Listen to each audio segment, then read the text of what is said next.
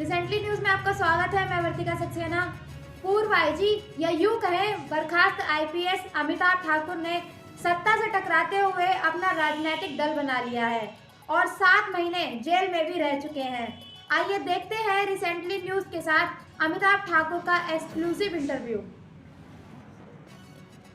आज हमारे साथ अमिताभ ठाकुर हैं, जो कि भूतपूर्व आईजी हैं, आईपीएस रहे हैं, सीनियर आईपीएस रहे हैं। और ये बताते हुए मुझे संकोच नहीं हो रहा है कि इनको बर्खास्त किया गया, भारतीय जनता पार्टी की सरकार में जेल भी गए और इस समय ये शाहजहांपुर आए हैं। कई ज्वलंत प्रश्न हैं और जिस पर हमें इनसे बात करनी है। और आपने एक राजनीतिक दल भी खड़ा किया है अधिकार सेना के नाम से, तो हम जानना चाहेंगे कुछ जो ज्वलंत प्रश्न हैं। और चूँकि एक ईमानदार छवि रही है प्रदेश में, लेकिन सरकारों ने इनको भ्रष्ट घोषित किया, तो हम जानना चाहेंगे कि आप का पूरे प्रदेश में लोगों में एक धारणा रही कि आप ईमानदार व्यक्ति हैं, लेकिन उसके बाद आपके ऊपर भ्रष्टाचार का आरोप लगाया गया।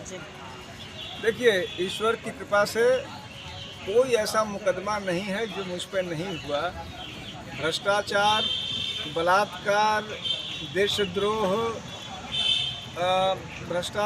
बलात्कार के मामले में युवती को उकसाना सहित सारे मुकदमे जो जघन्यतम अपराध हो सकते हैं, सब में ईश्वर की कृपा रही कि मुझ पर सारे मुकदमे दर्ज हुए, एक एक करके दर्ज हुए।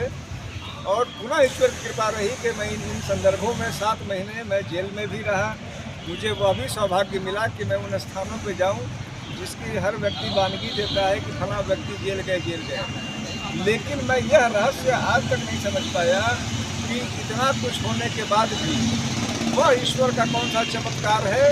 इसके बाद भी तमाम लोग कहते हैं कि नहीं, आप अच्छे हैं, आप ईमानदार हैं, आप भले हैं, आपके साथ नाइंसाफ़ी हुई। तो जो कहावत है कि आम जन की आवाज़ में ईश्वर की आवाज़ होती है, हो सकता है कि वो लोग शायद सही ही कह रहे हों।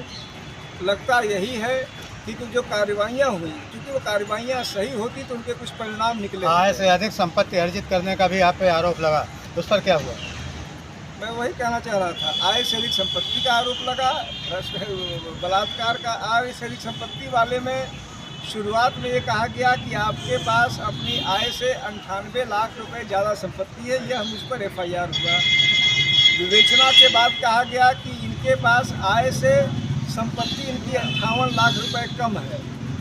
इस प्रकार जो चीज़ पहले 98 लाख ज़्यादा बता के FIR दर्ज कर दिया गया, वो बाद में उन्हीं की 2.5-3 साल की विवेचना के बाद ये पाया गया, रिकॉर्ड पे उठाया कि 98 लाख रुपए इनकी संपत्ति इनकी आय से कम है और इसीलिए इन पर जुर्म प्रमाणित नहीं होता है, गलत पाया जाता है। यह उसमें हुआ। बलात्कार के केस में यह हुआ कि नहीं, वो महिला जिसने आरोप लगाया वो असत्य कह रही है, उसके खिलाफ 182 IPC में रिपोर्ट भेजी गई। देशद्रोह के मामले में भी यह पाया गया। लगभग सारे मामला जो मुझ पर लगते गए, उसमें कहीं ना कहीं जो FIR करता है वही झूठा पाया गया। अच्छा, एक बात बताइए, थोड़ा सा आइए इधर, हम लोग चलते हैं, आप लोग थोड़ा पीछे हो जाइए। आप ये बताइए कि जब से आप सेवा में आए हैं, कर्मठ रहे हैं, काफ़ी आपका नाम भी रहा है, लेकिन क्या कारण रहा कि राजनीतिक विरोध आप झेलते रहे और ख़ास तरीके से सत्ता पक्ष से आपकी नाराज़गी रही?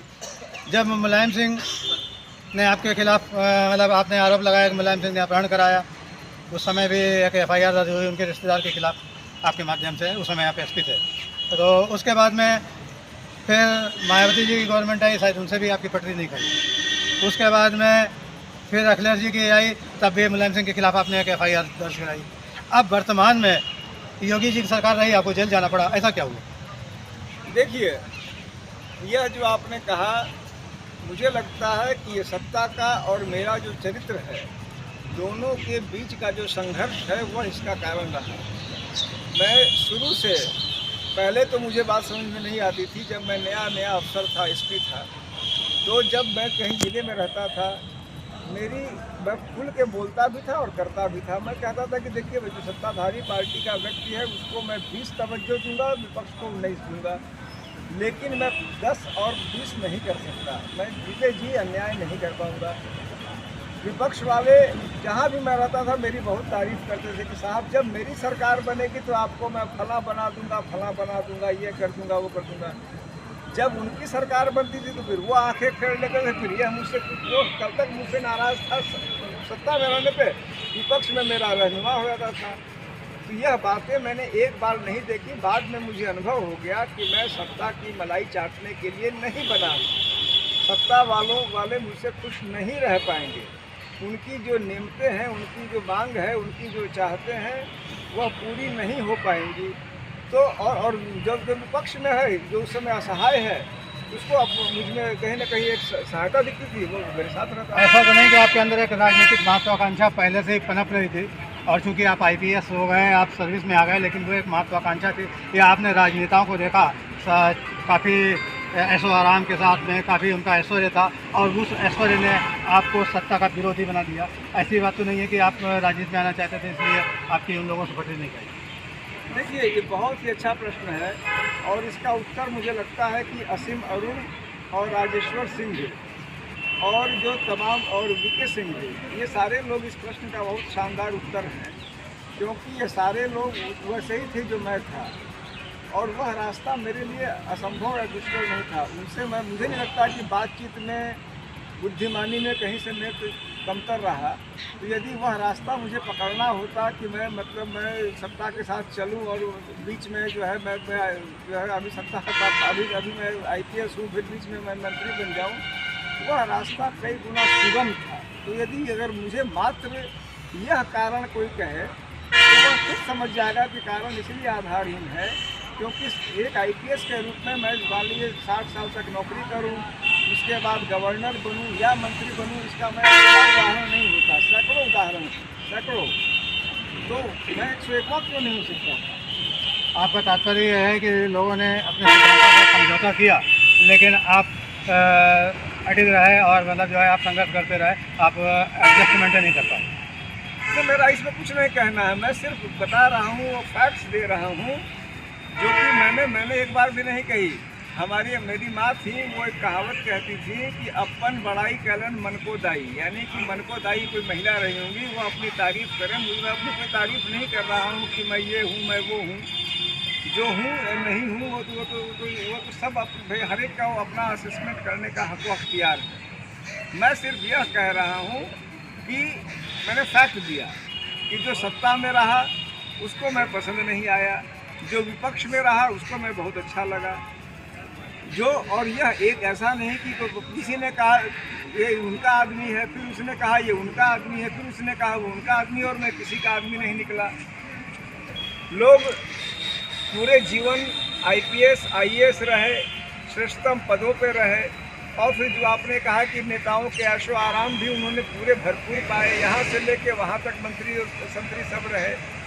तो आखिर वह सब मैं नहीं किया, तो या तो मैं परम मूर्ख हूँ या कुछ और ही बात तो जरूर है। तो क्या ये सत्य है कि जब आप वहाँ SP थे तो आपका अपहरण किया गया और उसमें ये प्रयास रहा, उसमें आपने FIR की और शायद मुलायम सिंह के समझी थे उन पर FIR? नहीं, देखिए, अपहरण की घटना मैंने कभी नहीं दिखाई थी।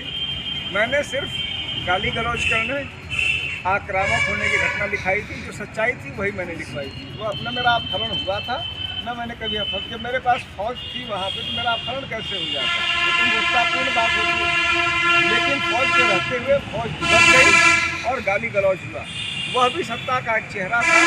जब मेरे साथ तमाम पुलिस वाले थे और शांत रह गए, बिल्कुल वो सत्ता के खौफ में रह गए क्योंकि वो मुलायम सिंह जी के निकटस्थ रिश्तेदार थे। वह भी चल के मैंने देखा, मैंने उतरे भर का ये FIR लिखवाया था। ठीक। अरविंद केजरीवाल जी भी एक उच्च अधिकारी थे और काफ़ी ईमानदारी का उनका एक छवि थी और उसका बेनिफिट उनको मिला। वो सत्ता में आए, मुख्यमंत्री हैं, तो कहीं आपको इस तरफ तो आप आकर्षित नहीं हुए कि भाई अरविंद केजरीवाल जो हैं वो एक ईमानदार छवि के कारण स्थापित हो गए हैं और आपको भी इस ओर आना चाहिए? मेरे इसमें 2 प्रश्न हैं आपके साथ में कि दूसरा प्रश्न कि अगर आपकी भी एक ईमानदार छवि है, कर्मठ व्यक्ति रहे हैं आप, तो आपने अपनी पार्टी बनाने के बजाय उनके साथ में समझौता करके आप उनके साथ में क्यों नहीं आए, जो कि मतलब आपके लिए बहुत आसान था और आप अच्छे पदों पे वहाँ पे पहुँचे? देखिए, आपने शुरू किया कि 2 प्रश्न, फिर आप आ गए एक प्रश्न पे। तो इस प्रश्न का उत्तर यह है कि सच्चाई यह है कि मैं चाहता था कि मैं उनकी पार्टी में जाऊं, और मैं ये बात सार्वजनिक भी कह सकता हूं, मैंने पूर्व में भी कहा, क्योंकि जो बातें आपने कही वो बातें मुझे लगता था कि जब मैं सेवा के बाहर हूँ, मुझे राजनीति में आना है तो एक श्रेष्ठ विकल्प है।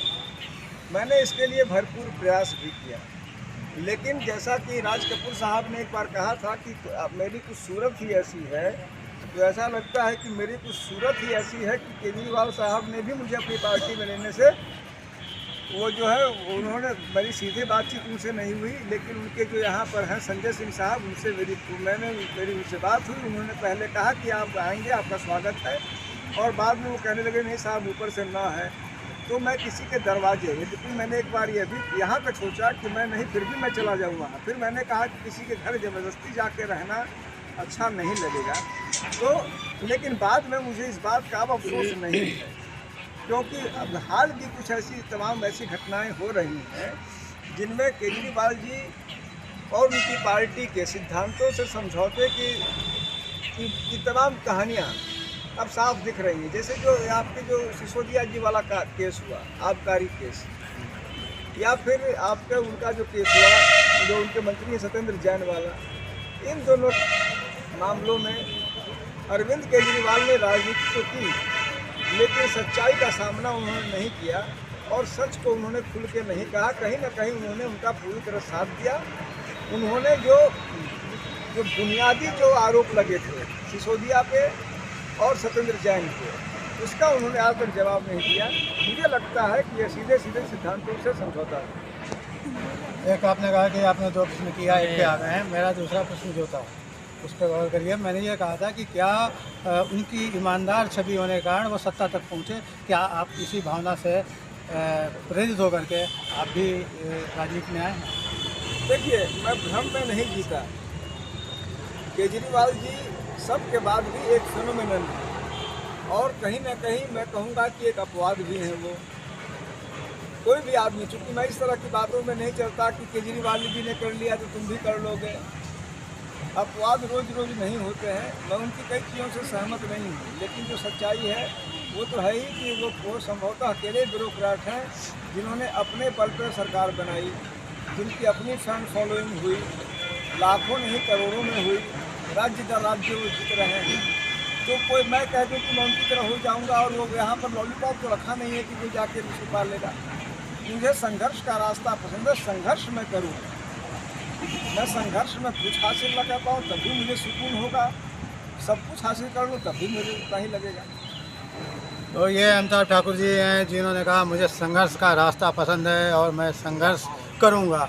और एक बहुत महत्वपूर्ण बात बताई, एक रहस्य उद्घाटन किया कि अरविंद केजरीवाल से भी उन्होंने प्रयास किया कि उनकी पार्टी में जाएं, आम आदमी पार्टी में जाएं, लेकिन वहाँ से दरवाजे इसलिए बंद हो गए क्योंकि एक ईमानदार छवि और अड़ियल रवैया अमिताभ ठाकुर का है, और जो कि सभी के सामने है। शायद इन्हीं कारणों से सत्ता में जो भी बड़े राजनेता रहे उनसे उनका विरोध होता रहा। रिसेंटली न्यूज़ ब्यूरो के लिए मैं धनंजय वाजपेयी।